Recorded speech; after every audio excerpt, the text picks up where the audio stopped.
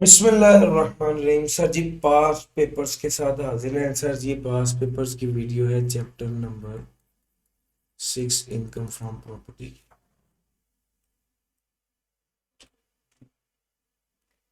Question number 1, explain the term rent in context of income from property. Income from property के में जो rent की definition है वो लिखिए, मुश्किल नहीं है। रेंट फ्रॉम सब लीज ऑफ बिल्डिंग बताइए, इनकम फ्रॉम प्रॉपर्टी में आएगा नहीं, income from other source. Amount included in rent of the provision of amenity utility भी है सर, ये इनकम फ्रॉम प्रॉपर्टी में नहीं आएगा बल्कि income from source. Question number 2, 1 जुलाई 2014 को फहीम ने एग्री किया कि वो अपना agree to rent out house to Mirza at a monthly rent of rupees 1,80,000 with effect from 1 August 2014 and received 1 year rent in advance.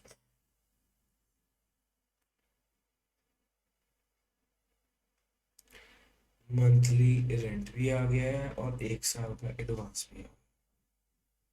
उसने 8 लाख रुपए सिक्योरिटी डिपॉजिट में वसूल किया है जो कि 4 लाख तो पुराने किराएदार को देने के लिए इस्तेमाल हो गया। अब वो कहता है कि ये सारे खर्चे किए हैं, आप बताएं कि क्या होगा। सर जी सबसे पहला काम हम ये करते हैं कि मिस्टर फहीम रेंट की वर्किंग कर ले। आपको पता है रेंट 1 अगस्त से शुरू हुआ है तो ये 1 साल का भले एडवांस मिला है, हम एक्रूवल बेस पर चलेंगे और 1,80 मल्टीप्लाई बाई 11 कर लेंगे और ये होगा 19,80,000। रेंट आ जाएगा 19,80,000। उसके बाद आ जाएगा सिक्योरिटी। सिक्योरिटी के बारे में उसने कहा 8 लाख रुपए सिक्योरिटी दिया। पहला काम तो ये करें ना कि 8 लाख डिवाइड बाई 10 कर ले। पुरानी सिक्योरिटी का वो हिसाब, पुरानी सिक्योरिटी कितनी थी? 4 लाख। कब मिली थी? जुलाई 10 में, यानी टैक्स ईयर 2011। हम वर्किंग कर रहे हैं टैक्स ईयर 2015 की, यानी 11, 12, 13 और 14, 4 साल बनते हैं। 4 लाख डिवाइड बाई 10 करेंगे, ये 40,000 मल्टीप्लाई बाय 4 करेंगे तो 1,60,000 बन जाएगा। सर ये 1,60,000 यहाँ पे, तो ये भाई 64,000, 64,000। इसको करेंगे 2044,000। खर्चे, प्रॉपर्टी टैक्स माइनस होगा, बिल्कुल। इंटरेस्ट, सर 2 लाख रुपए का इंटरेस्ट ऑन लोन है, माइनस होगा, yes. Insurance premium, insurance building है, माइनस होगा 1,10,000। सर कलेक्शन, कलेक्शन बनता है 55,000 11 माह की या 4% इंटू 2044 ट्रिपल जीरो। या 2044 का 4% ले लीजिए।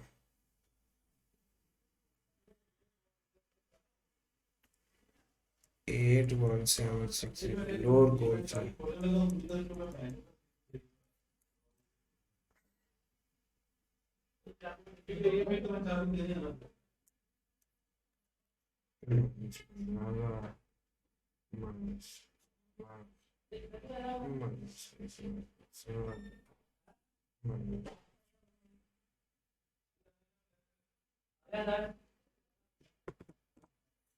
सर ये आ गया, इनकम फ्रॉम प्रॉपर्टी में आ गया 1664। लेकिन एक मसला है, इसमें रिपेयर तो लिखा नहीं है।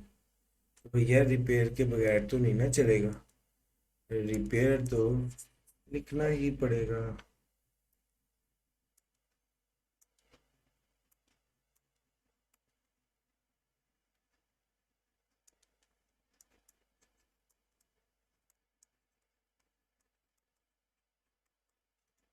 Multiply by 20%।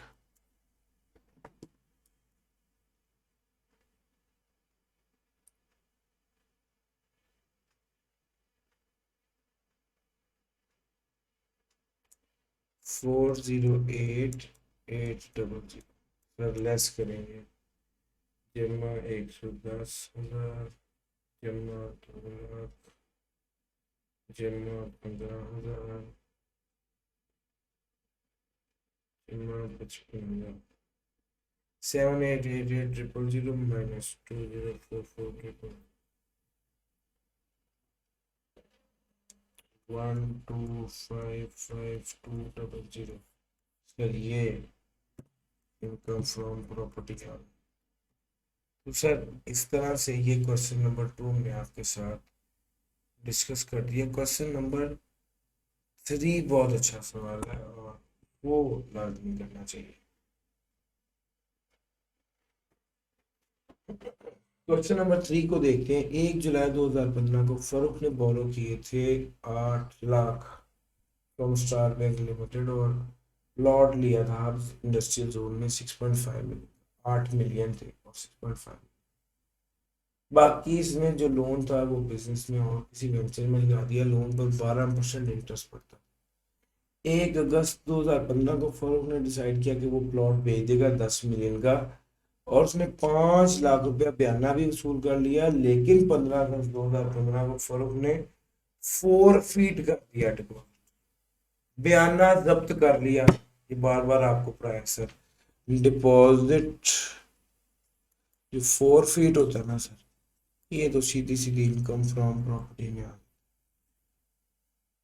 1 सितंबर को फर्म ने जगह किराए पर दी। मंथली रेंट था 1.5 लाख। रेंट था 1.5 लाख।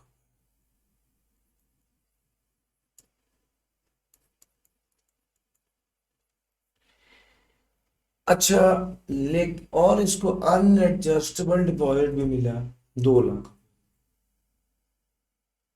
इसने उसके बाद खर्चों की बात की। 80,000 levelling of ground, 50,000 ground rent, 12,000 insurance, 1,40,000 जो है ना वो रेंट कलेक्शन। 25,000 फर्म ने प्रोफेशनल वैल्यू को दिया जिसके मुताबिक वैल्यू प्लॉट कितनी हो गई 21,60,000 रुपये। अब जरा आगे चलते हैं। सर एक बात ध्यान में रखिएगा, एक्चुअल उसने आपको 1.5 लाख बता दिया था लेकिन उसने फेयर मार्केट रेंट भी बातों बातों में बता दिया 21।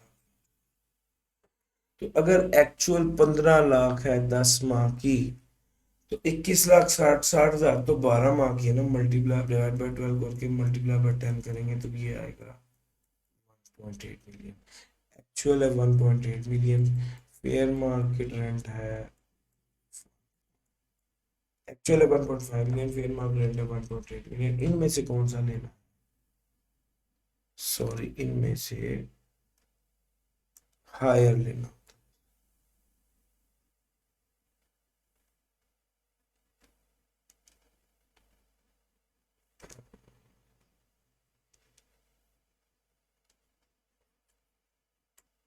हायर कौन सा आएगा? 1.8। ये वाली बात सर जी। अगली बात, उसने नॉन एडजस्टेबल डिपॉजिट भी दी है।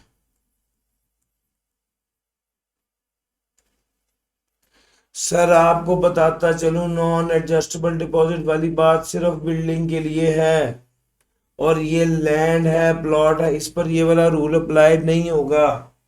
तो ये यहाँ पर नील लाना था। ये 2.3 मिलियन आपका क्रॉस रेंट था।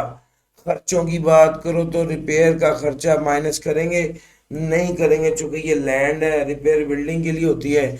इंश्योरेंस का खर्चा माइनस करेंगे नहीं करेंगे, चूंकि ये लैंड है, इंश्योरेंस बिल्डिंग के लिए माइनस करने की इजाजत होती है। हाँ, ग्राउंड रेंट माइनस करते हैं।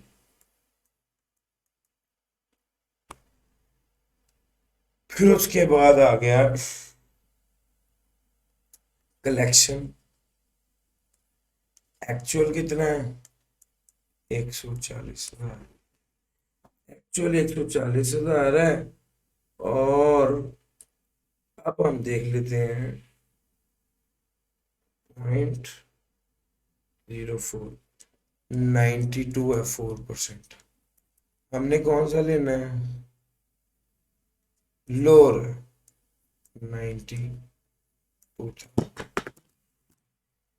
ग्राउंड रेंट और एक्चुअल लोअर, ये कर लेंगे तो फिर पीछे हमारे पास और कोई खर्चा तो नहीं है। ये प्रोफेशनल वैल्यू को दिया, ये भी नहीं करेंगे, ये भी नहीं करेंगे। लेवलिंग ऑफ ग्राउंड वाला नहीं करेंगे, सिर्फ ग्राउंड रेंट किया माइनस और कलेक्शन चार्जेस किया, बस ये कर देंगे हमारे पास। यार एक चीज और, मार्कअप नहीं है, उसने मार्कअप का हमें अलहदा से बताया। सर मार्कअप के लिए एक बात, यार ये वाला काम गलत हो गया है, मुझे क्या करना चाहिए? एक काम करता हूँ मैं बच्चों, मैं खुद इधर हो जाता हूँ ताकि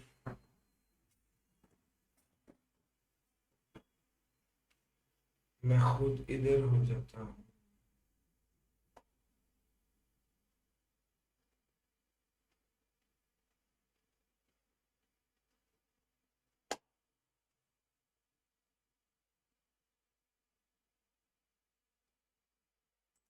एक मिनट, बस मैं खुद अपने आप को इधर कर लिया है ताकि आप लोगों को प्रॉब्लम ना हो। और मैं यहाँ पर लिखता हूँ मार्कअप था 6.5 मिलियन लोन की अमाउंट थी, और इस पर 6.5 मिलियन लोन की अमाउंट थी, 12% रेट था। सर टोटल लोन नहीं लेना, उतना लोन लेना है जितने की जमीन खरीदी है, और कितने महीनों का लेना है, जितने महीनों से वो जगह किराए पर थी, 10/12। ये करेंगे तो ये आपका आएगा 6,50,000। सर अब माइनस कीजिए और अब बताइए आंसर क्या आ रहा है। मैं इसको जरा करके देखता हूँ। 2.3 मिलियन माइनस 50,000 माइनस 92,000 माइनस 6, जी 1508, ये हमारा आंसर था।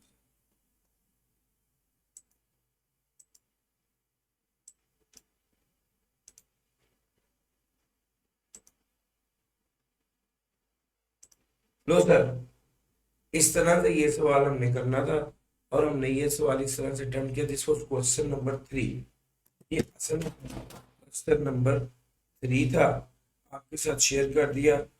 2 और 3 नंबर क्वेश्चन, ये दोनों क्वेश्चन आपके साथ मैंने इस पास पेपर के डिस्कशन सेशन में शेयर किए। बड़े अच्छे सवाल है। इंशाल्लाह अब इंशाल्लाह इनकम फ्रॉम अदर सोर्स की वर्किंग होगी, उसके साथ मैं क्वेश्चन नंबर 4 शेयर करूंगा, जो उसमें इनकम फ्रॉम अदर सोर्स का पार्ट है। क्वेश्चन नंबर 5 में भी income from other source capital gain वाला पार्ट थोड़ा सा है, ये भी इंशाल्लाह बाद में करेंगे।